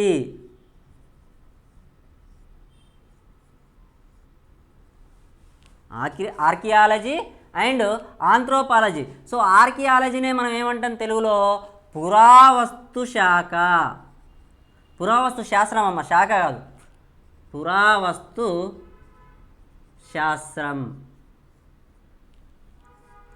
ఆంథ్రోపాలజీని మానవ శాస్త్రం లేదా మానవ శరీర ధర్మశాస్త్రం అని అనడం జరుగుతుంది. మానవ శాస్త్రం. ఓకే, సో ఇక్కడ ఆర్కియాలజీ, ఆంథ్రోపాలజీ ఈ రెండిటి గురించి, ఈ రెండు శాస్త్రాలు అనేటివి దేనికి సంబంధించినవి అంటే చారిత్రక పూర్వయుగానికి సంబంధించినటువంటి శాస్త్రాలు. వీటిని చారిత్రక పూర్వయుగాన్ని అధ్యయనం చేయడానికి గల శాస్త్రాలు ఏంటి అంటే మనకు ఆర్కియాలజీ, ఆంథ్రోపాలజీ. ఇవి రెండు కూడా మనకు చారిత్రక పూర్వయుగానికి సంబంధించినటువంటి ఆధారాలని మనకు ఇక్కడ ఇస్తుంది. మరి ఆర్కియాలజీ ఎటువంటి ఇవ్వడం జరుగుతుంది అంటే మరి ఆర్కియాలజీ ద్వారా మనకు ఏం జరుగుతుంది అనేది తెలుసుకోవాలమ్మా. ఓకే, అండ్ నెక్స్ట్ మరి ఆర్కియాలజీని మరి ఇండియాలో మనకు ఎప్పుడు ఏ సంవత్సరంలో ఇది చేయడం జరిగిందంటే 1861వ సంవత్సరంలో న్యూఢిల్లీ కేంద్రంగా ఏర్పడడం జరిగిందమ్మా. న్యూఢిల్లీ కేంద్రంగా ఏర్పడడం జరిగింది. ఈ న్యూఢిల్లీ కేంద్రంగా ఏర్పడిన దానికి మరి ఎవరు మనకు ఇండియన్ ఆర్కియాలజీ పితామహుడు అంటే ఫాదర్ ఆఫ్ ఆర్కియాలజీ ఎవరిని అంటామంటే అలెగ్జాండర్ కన్నింగ్హామ్. ఎవరిని అంటామమ్మా అంటే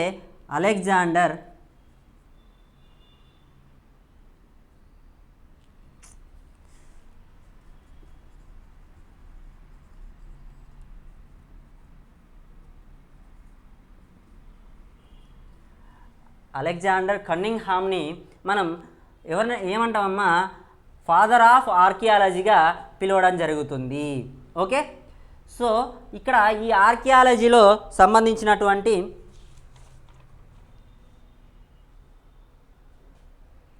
ఈ ఆర్కియాలజీకి సంబంధించినటువంటి మరి వీరు ఏ విధంగా చేస్తారంటే మనకు మోనోమెంట్స్ని, కట్టడాలని, పరికరాలని, ఆ కాలంలో వాళ్ళు యూజ్ చేసినటువంటి కట్టడాలు, పరికరాలు అవన్నిటి గురించి స్టడీ చేయడం జరుగుతుంది. ఆ ప్రాంతాలలోకి వెళ్ళి తవ్వకాలు జరిపి ఆ కాలంలో ఉపయోగించినటువంటి మానవులు శాస్త్ర సాంకేతికత ఏ విధంగా ఉంది, వారు ఏ విధమైనటువంటి జీవన శైలి గడిపారు అనేది మనకి పురావస్తు శాస్త్రం ద్వారా తెలవడం జరుగుతుంది. నెక్స్ట్ ఆంథ్రోపాలజీలో మనకు ఏం చేస్తారమ్మా అంటే ఆంథ్రోపాలజీలో సమాధులను వెలికితీస్తారమ్మా. ఈ సమాధులను తవ్వి వాటిని వెలికితీసి వాటిలో ఉన్నటువంటి వస్తువులని, అంటే వాటిలో ఉన్నటువంటి వస్తువులు ఏముంటాయమ్మా సమాధిలో? ఎముకలు ఉంటాయి, పుర్రెలు ఉంటాయి, దంతాలు ఉండడం జరుగుతుంది. ఎముకలు, పుర్రెలు, దంతాలు వీటన్నిటినీ కూడా వీళ్ళు స్టడీ చేసి ఎటువంటి పద్ధతిలో వీళ్ళు స్టడీ చేస్తారు అని అడుగుతాడు. ఎటువంటి పద్ధతిలో వీళ్ళు స్టడీ చేస్తారమ్మా అంటే కార్బన్ డేటింగ్ అంటే ఇక్కడ C14 మీరు గుర్తుపెట్టుకోండి, C14 ఆర్ కార్బన్ డేటింగ్. ఈ పద్ధతి ద్వారా మనకు ఈ యొక్క ఆంథ్రోపాలజిస్టులు ఆ కాలంలో ఉన్నటువంటి మానవుల గురించి చెప్పడం జరుగుతుంది. ఓకే, నెక్స్ట్ మనం ఏమని చెప్పినామమ్మా ఈ సంధి కాలపు యుగం. ఈ యుగం గురించి మనకు చారిత్రక పూర్వయుగంలో మనకు లిఖిత ఆధారాలు లేవు. ఈ చారిత్రక పూర్వయుగానికి సంబంధించినటువంటి చరిత్రను అధ్యయనం చేయడానికి మనకు ఎటువంటి శాస్త్రాలు ఉద్భవించినాయని చెప్పినాం? 2 శాస్త్రాలు ఉద్భవించినాయి. ఆ శాస్త్రాలు ఏంటి అంటే ఆర్కియాలజీ, నెక్స్ట్ ఆంథ్రోపాలజీ. సో మరి ఆర్కియలాజికల్ సర్వే ఆఫ్ ఇండియా మనకు ఎప్పుడు ఏర్పడ్డదంటే 1861లో ఏర్పడ్డది. దేని కేంద్రంగా ఏర్పడ్డది అంటే న్యూఢిల్లీ కేంద్రంగా ఏర్పడ్డది. మనకు ఎవరు అప్పుడు అంటే అలెగ్జాండర్ కన్నింగ్హామ్ అనేవాడు ఏర్పాటు చేయడం జరిగింది. అందుకే ఇతన్ని ఫాదర్ ఆఫ్ ఇండియన్ ఆర్కియాలజీ అని అనడం జరుగుతుంది. మీరు ఒకటి గుర్తుపెట్టుకోండి అమ్మా, కొన్ని బుక్స్లల్లో ఏమని ఉందంటే మ్యాక్స్ ముల్లర్ అని ఉంది, అది రాంగ్. అలెగ్జాండర్ కన్నింగ్హామ్ అనేది right answer. Okay, and next ఆంథ్రోపాలజిస్టులు మనకు ఆర్కియాలజిస్టులని పురాతత్వ శాస్త్రవేత్తలు అంటాం, ఆర్కియాలజిస్టులని ఆంథ్రోపాలజిస్టులు అంటాం. సో ఈ ఆంథ్రోపాలజీ ద్వారా వీళ్ళు ఏంటిది సమాధుల నుంచి ఎముకలని, దంతాలని, పుర్రెలను బయటకు తీసి ఆ కార్బన్ డేటింగ్ పద్ధతి ద్వారా అంటే C14 ఉపయోగించి ఆ కాలంలో ఉన్నటువంటి మానవుల జీవన శైలిని మొత్తం కూడా మనకు ఎక్స్ప్లెయిన్ చేయడం జరుగుతుంది. ఓకే, ఇది మనకు చారిత్రక పూర్వయుగానికి సంబంధించింది. సో నెక్స్ట్ వచ్చేసి మనకు సంధి కాలపు యుగం. ఈ సంధి కాలపు యుగం అంటే 2 యుగాల మధ్య కాలాన్ని మనం ఏమంటున్నామంటే సంధి కాలపు యుగంగా మనం పిలవడం జరుగుతుంది. ఈ సంధి కాలపు యుగంలో మనకు సంభవించినటువంటి great civilisation, Indus valley civilisation సంభవించింది. అండ్ వేద యుగపు నాగరికత అనేది భారతదేశంలో ఉద్భవించడం జరిగింది ఈ యొక్క సంధి కాలపు యుగంలోనే. ఓకే, సో నెక్స్ట్ వచ్చేసి మనకు చారిత్రక యుగం. ఇక్కడ గుర్తుపెట్టుకోండి చారిత్రక యుగం. మరి చారిత్రక యుగం అంటే ఏంటిది? మనకు లిఖిత ఆధారాలు లభించినటువంటి కాలాన్ని మనం ఏమన్నామంటే చారిత్రక యుగం అని అనడం జరుగుతుంది. మరి ఈ చారిత్రక యుగాన్ని మళ్ళీ అగైన్ ఏం చేసిరంటే ఈ ఆధారాలు లభ్యమైన దాన్ని బట్టి మనకు మళ్ళీ 3 యుగాలుగా విభజించడం జరిగింది. 3 యుగాలుగా విభజించి మనం చదువుకోవడం జరుగుతుంది. అదే మనకు యాన్సెంట్ ప్రాచీన చరిత్ర,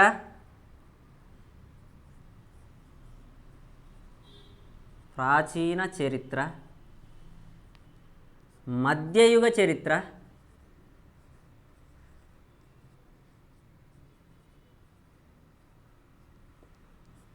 నవీన లేదా ఆధునిక యుగ చరిత్ర.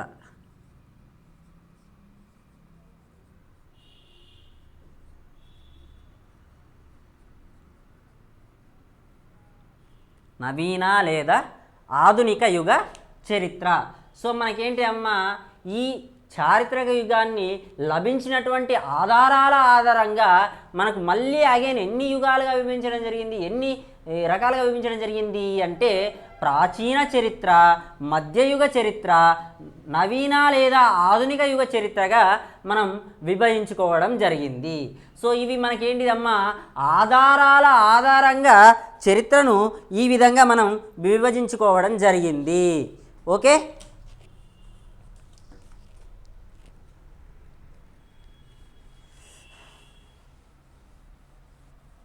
సో నెక్స్ట్ ఏంటి అమ్మ మనకంటే మరి మానవుడు మొట్టమొదటిసారిగా ఏ ఖండంలో మనకు అతని యొక్క జాడలు మనకు లభించినాయి అనేది కావాలి. అండ్ మరి అతను ఏ విధంగా మార్పు చెందిండు, ఏ విధంగా తను దశలుగా ఏ విధంగా ఎదిగిండు అనేది కావాలి. అయితే మానవుడు మనకు ముఖ్యంగా మనకు దేని నుంచి వచ్చిందంటే చింపాంజీ నుంచి మానవుడు రావడం జరిగింది అనేది మనం చదువుకోవడం జరిగింది, మనకు ఆధారాలతోని లభ్యం కావడం జరిగింది. అయితే అతను చింపాంజీ నుండి డైరెక్ట్గా మానవుడిగా రూపాంతరం చెందిండా? కాదు, డైరెక్ట్గా రూపాంతరం చెందలేదు. తను దశలుగా తను రూపాంతరం చెందడం జరిగింది. ఓకే, సో ఆ రూపాంతరం చెందుతుంటూ రావడం జరిగింది. అయితే మరి మానవునికి యొక్క సమీప మానవుని యొక్క శాస్త్రీయ నామం ఏంటిది అని అడుగుతాడు. ఇప్పుడు ఆధునిక మానవునికి పూర్వీకుడు ఎవరు అని అడుగుతాడు. మరి ఆధునిక మానవునికి పూర్వీకుడు ఎవరమ్మా మరి అంటే హోమోసెపియన్. సో మానవుని యొక్క శాస్త్రీయ నామం ఏంటిది మరి? హోమోసెపియన్. ఆధునిక మానవుని యొక్క శాస్త్రీయ నామం వచ్చేసి హోమోసెపియన్. మరి ఈ యొక్క ఆధునిక మానవుని యొక్క పూర్వకుని యొక్క నామం ఏంటిదమ్మా అంటే శాస్త్రీయ నామం అంటే హోమోసెపియన్ అని అంటాం. మరి హోమోసెపియన్ గురించి మనం కొంచెం డిస్కస్ చేయాలమ్మా ఇక్కడ.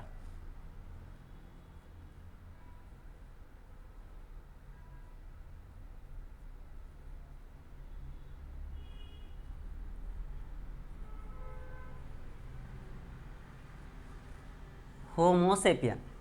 సో ఇతన్ని మనం ఇంకొక పేరుతోని కూడా పిలవడం జరుగుతుంది. ఇతను హోమోసెపియన్నే మనం ఇంకొక నేమ్తోని కూడా పిలవడం జరుగుతుంది. అది ఏంటిది అంటే క్రోమాగ్నన్ మానవుడు అని అంటాం.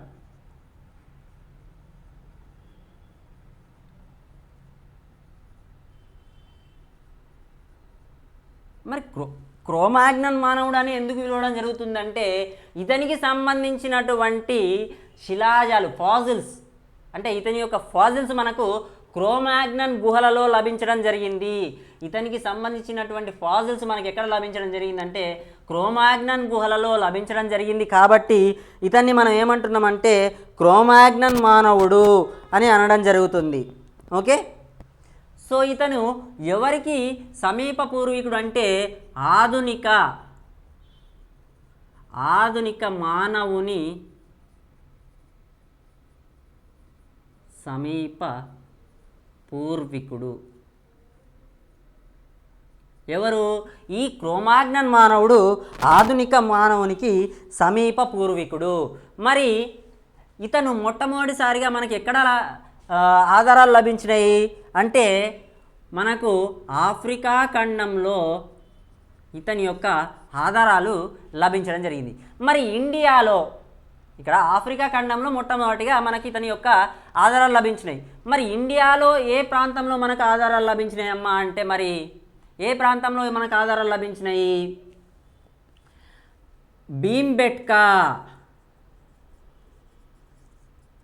భీంబేట్కా కొండ గుహలలో మనకు ఈ హోమోసేపియన్ యొక్క ఆధారాలు లభించినాయి. ఈ భీంబేట్కా అనే కొండ గుహల ప్రాంతం ఎక్కడ ఉంది అంటే మనకు మధ్యప్రదేశ్లో ఉండడం జరిగింది.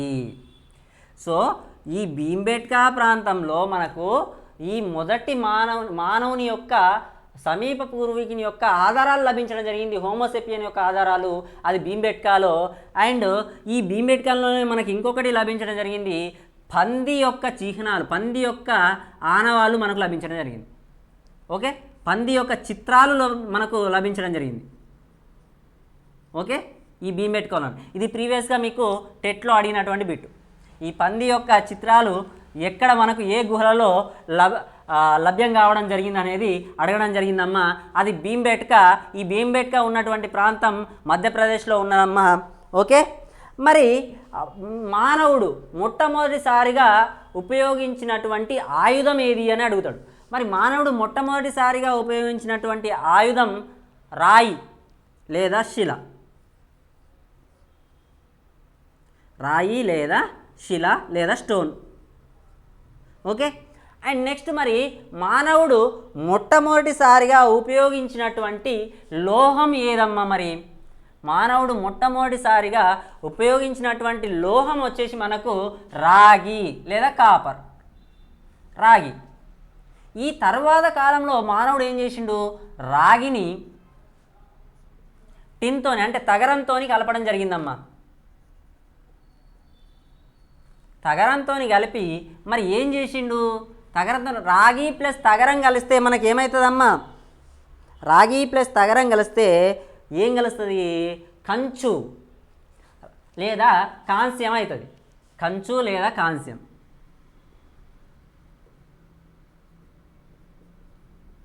దీన్ని మనం బ్రోంజ్ అంటాం. ఓకే, ఇది ఇది తగరం అంటే టిన్ అమ్మ.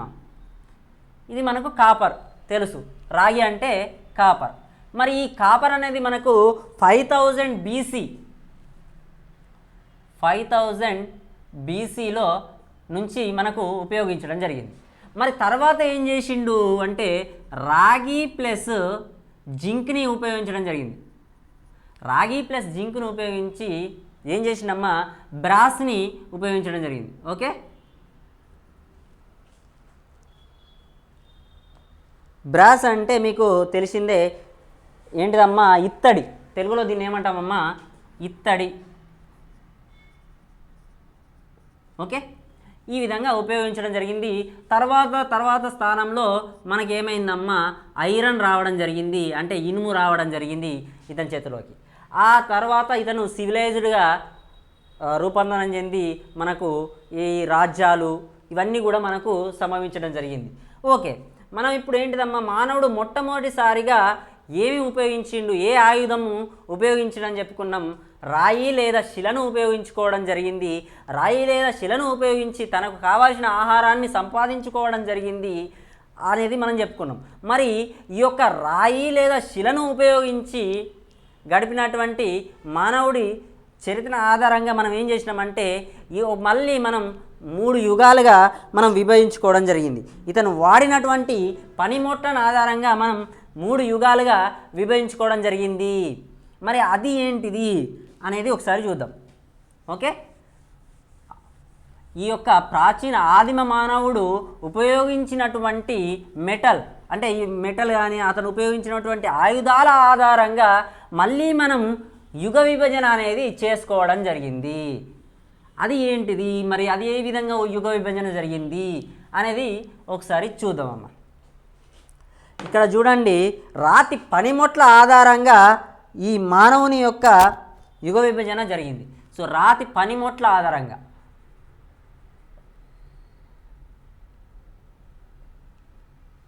ఆధారంగా మనం ఏం చేసినాం, మళ్ళీ 3 యుగాలుగా విభజించడం జరిగింది.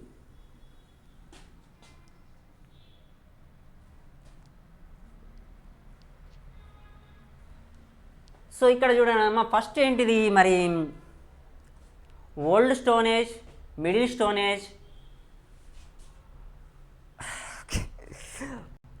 ప్రాచీన రాతి యుగం, మధ్య రాతి యుగం, నవీన లేదా ఆధునిక రాతి యుగం. ప్రాచీన రాతి యుగం,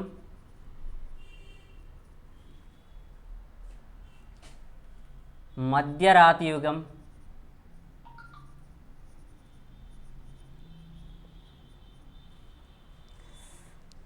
ఆధునిక లేదా నవీన రాతి యుగం. నవీన లేదా ఆధునిక రాతి యుగం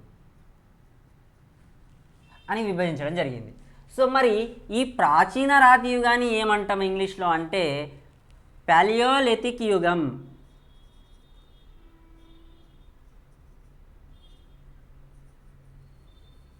పాలియోలిథిక్ పీరియడ్ అని పిలవడం జరుగుతుందమ్మా. ఓకే, సో దీన్ని ఏమంటామమ్మా అంటే పాలియోలిథిక్ పీరియడ్ అని పిలవడం జరుగుతుంది. ఓకే, అండ్ మధ్యరాతి యుగాన్ని ఏమని పిలుస్తామమ్మా అంటే మరి Mesolithic period.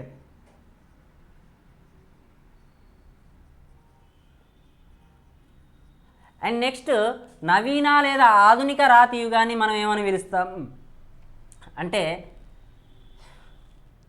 Neolithic period.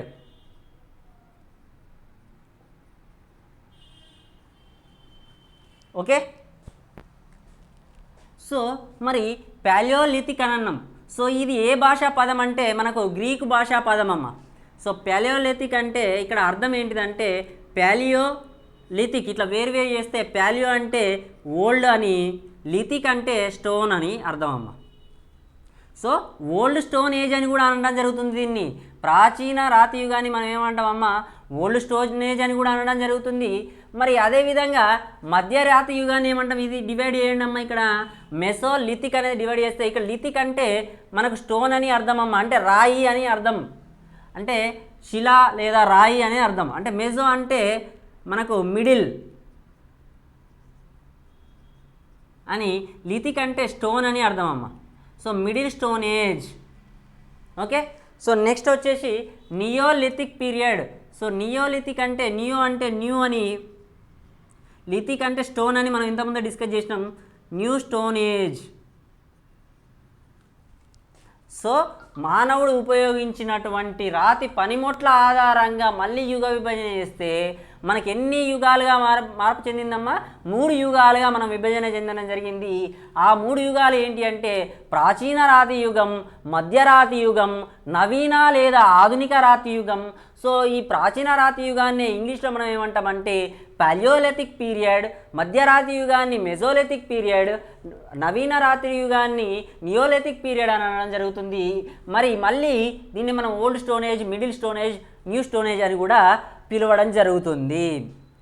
Okay, మరి ఈ యొక్క యుగంలో మానవుడు ఏ విధంగా ఉండేవాడు అంటే మానవుడు ఈ యొక్క యుగంలో దేశదిమ్మరిగా ఉండేవాడు. ఈ యుగంలో ఏది ప్రాచీన రాతి యుగంలో ఏ విధంగా ఉన్నాడంటే దేశదిమ్మరిగా ఉండేవాడు. తర్వాత ఇతను మరి ఏ విధంగా తన జీవితాన్ని గడిపాడంటే సంచార జీవితాన్ని గడిపాడు. సంచార జీవితాన్ని గడపడం జరిగింది. సో మానవుడు ఈ యొక్క యుగంలో ఏది ప్రాచీన రాతి యుగంలో ఏ విధంగా ఉన్నాడంటే దేశదిమ్మరిగా ఉన్నాడు. ఇతను సంచార జీవితాన్ని గడపడం జరిగింది. అండ్ ఇక్కడ మీకు ప్రీవియస్గా మనకు అడిగినటువంటి బిట్ ఇక్కడ చూసినట్టయితే ఏం జరిగిందమ్మా అంటే ప్రాచీన రాతి యుగంలో మానవుడు దేశదిమ్మరిగా మరియు సంచార జీవితాన్ని గడపడానికి గల కారణం ఏంటిది?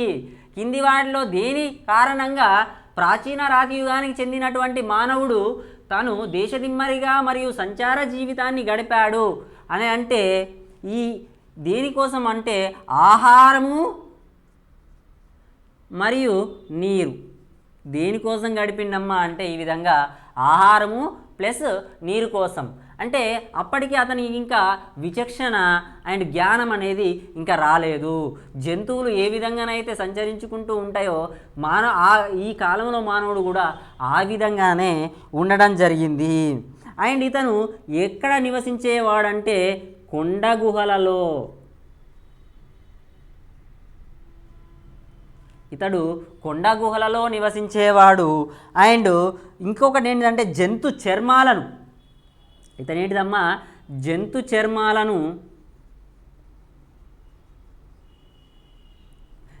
చర్మాలను తన ఒంటికి కప్పుకునేవాడు. అండ్ ఇక్కడ మోస్ట్ ఇంపార్టెంట్ అమ్మ, ప్రీవియస్గా అడిగినటువంటి బిట్టు, ఇక్కడ కొండ గుహలలో ఇతను ఏంటిదంటే వర్ణ చిత్రాలు వేయడం జరిగింది. జంతువుల కొవ్వులను ఉపయోగించి వర్ణ చిత్రాలను వేయడం జరిగింది. అంటే చిత్రాలను గీయడం జరిగింది, బొమ్మలను, జంతువుల యొక్క బొమ్మలను గీయడం జరిగింది. ఈ జంతువుల యొక్క బొమ్మలని తాను దేనికోసం గీయడం జరిగింది అనేది మీకు బిట్ రావడం జరిగింది.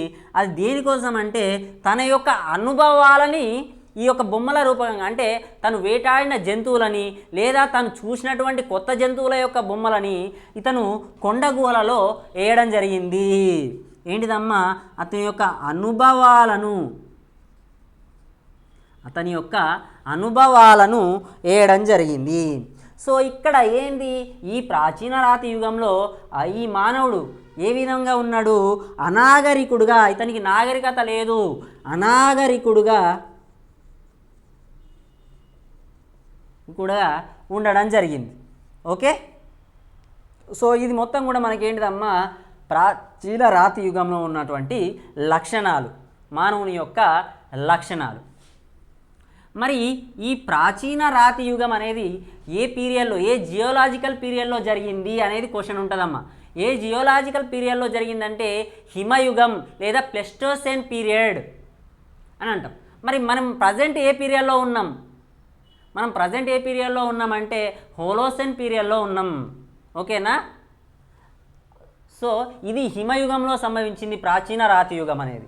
మరి మధ్యరాతి యుగం, సో మధ్యరాతి యుగానికి వచ్చేసరికి మనకి ఏమైందమ్మా అంటే ఉష్ణోగ్రతలు, ఈ యొక్క క్లైమేట్ అనేది ఉష్ణోగ్రతలు అనేది పెరగడం జరిగింది, భూమిపైన మంచు కరగడం జరిగింది, కొత్త భూభాగాలు ఏర్పడడం జరిగింది. సో అంతకుముందు ఉన్నటువంటి పెద్ద పెద్ద జంతువులు, డైనోసార్స్ కానీ ఇవన్నీ కూడా నశించిపోవడం జరిగింది. అండ్ చెట్లు కూడా చిన్న చిన్నగా ఏర్పడడం జరిగింది, గడ్డి భూములు ఏర్పడడం జరిగింది, కొత్త భూభాగాలు ఏర్పడడం జరిగింది. సో దానివల్ల మానవుడు తనను తాను పరివర్తన చేసుకోవడం జరిగింది. అంటే ఇక్కడ ఏం జరిగిందమ్మా, ఉష్ణోగ్రతలు పెరిగినాయి.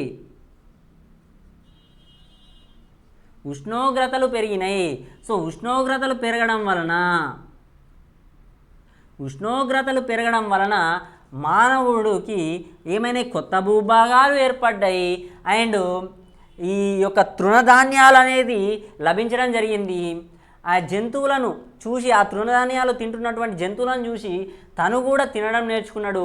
తర్వాత జంతువులను మచ్చిక చేసుకోవడం జరిగింది. ఏ యుగంలో జరిగిందమ్మా అంటే మధ్యరాతి యుగంలో జరిగిందమ్మా. సో మధ్యరాతి యుగంలో మనకి ఈ యొక్క మానవుడు ఏంటిది, ఉష్ణోగ్రతలు పెరగడం వలన పెద్ద పెద్ద చెట్లు అనేది నశించిపోవడం జరిగింది. అండ్ పెద్ద జంతువులు కూడా నశించిపోవడం జరిగింది. నశించిపోవడం వలన తన యొక్క ఆహార వ్యవహారాల్లో మార్పు చేసుకొని తను ఏం చేసిండు, తృణధాన్యాలను తినడం అలవాటు చేసుకున్నాడు, జంతువులను మచ్చిక చేసుకోవడం అలవాటు చేసుకున్నాడు. ఇక్కడ ఏమైందమ్మా, తృణధాన్యాలను తినడం నేర్చుకున్నాడు. తర్వాత ఏంటిదమ్మా, జంతువులని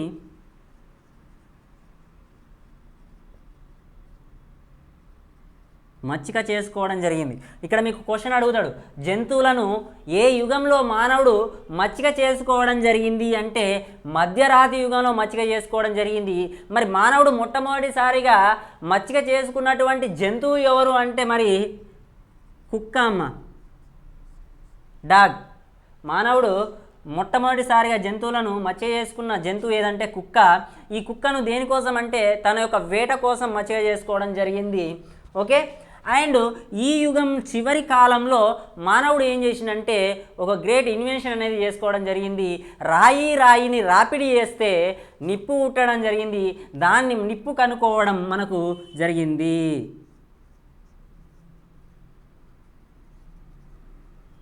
నిప్పు కనుక్కోవడం జరిగిందమ్మా. మరి నిప్పు ఏ యుగంలో కనుక్కున్నాడమ్మా అంటే మెసోలిథిక్ పీరియడ్లో కనుక్కోవడం జరిగిందమ్మా. మరి నిప్పును ఎవరు కనుక్కున్నారు? ఏ మానవ జాతి కనుక్కున్నది? మీకు ఇక్కడ నిప్పును మానవుడు కనుక్కున్నాడు. మన మానవ జాతి పరిణామక్రమం చెందుకుంటూ ప్రజెంట్ డే మానవునిగా ఆవిర్భవించిందని చెప్పుకున్నాం.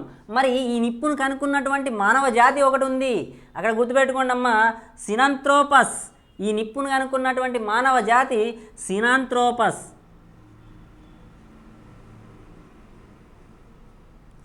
ఈ నిప్పును కనుక్కున్నటువంటి మానవ జాతి ఏదంటే సినోంథ్రాపస్. మరి నిప్పుతోని అతను ఏమేం పనులు చేసిండంటే మాంసాన్ని వండుకోవడం చేసిండమ్మా. ఈ యొక్క మానవుడు ఏం చేసిండమ్మా, మానవుడు మాంసాన్ని వండుకోవడం చేసిండు వెలుతురు కోసము, మరియు క్రూర జంతువులను భయపెట్టడానికి కూడా ఇతను నిప్పును వాడడం జరిగింది. అండ్ ఇంకొక మేజర్ ఇంపార్టెంట్ ఏంటిదమ్మా అంటే చెక్కను అతికించడానికి ఈ నిప్పును వాడడం జరిగింది. సార్ మరి చెక్కను ఎట్లా అతికిస్తాడు? ఇక్కడ మానవుడు చెక్కను ఏ విధంగా అతికించినంటే జంతువుల యొక్క కొవ్వులని చెక్కల మధ్యలో పెట్టి కొంచెం సేపు అట్లా కాల్చిన తర్వాత అవి రెండు చెక్కలు కూడా అతుకోవడం జరిగింది. దాని ద్వారా ఇతను ఏం చేసిందంటే ఇండ్ల నిర్మాణానికి కూడా ఉపయోగపడ్డది. అంటే ఇక్కడ ఈ యొక్క యుగంలో, మధ్యరాతి యుగంలో మానవుడు ఏంటిదమ్మా, విచక్షణ జ్ఞానాన్ని పరిణామ క్రమం చెందిండు. ఇక్కడ ఏందమ్మా, మానవుడు అనాగరికుడు. ఏది? పాతరాతి యుగంలో మానవుడు అనాగరికుడు, అతనికి ఆడ మొగ భేదము లేదు. అండ్ నెక్స్ట్ జంతువుల గురించి అవగాహన లేదు. ఏది క్రూర జంతువు, ఏది మనకు మంచి జంతువు అనేది అవగాహన లేదు. ఏది తినాలి, ఏది తినకూడదు అనేది అవగాహన కూడా లేదు ఈ ప్రాచీన రాతి యుగంలో. అదే మధ్యరాతి యుగంకి వచ్చేసరికి ఏది తినాలి, ఎలా ఉండాలి, సో ఎవరు ఆడ మొగ భేదం అనేది తెలిసింది. అంటే మనకి ఇక్కడ ఇతనికి విచక్షణ జ్ఞానం అనేది తెలవడం జరిగిందమ్మా. ఓకే, విచక్షణ జ్ఞానం అనేది తెలవడం జరిగింది. నెక్స్ట్ మనకు నవీన రాతి యుగం. నెక్స్ట్ వచ్చేసి ఏంటిదమ్మా, నవీన రాతి యుగం, నవీన లేదా ఆధునిక రాతి యుగం. ఆధునిక రాతి యుగం.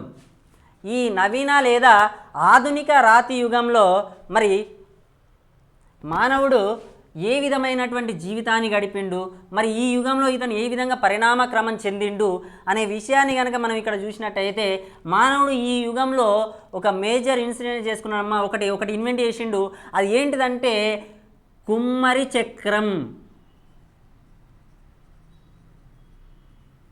ఈ కుమ్మరి చక్రాన్ని కనుక్కోవడం జరిగింది ఏ యుగంలో అంటే నవీన లేదా ఆధునిక రాతి యుగంలో కనుక్కోవడం జరిగింది. అండ్ ఈ యుగంలో ఇతను స్థిర నివాసాన్ని ఏర్పరచుకోవడం జరిగింది. మళ్ళీ ఇదే యుగంలో ఇతను గృహ నిర్మాణాలను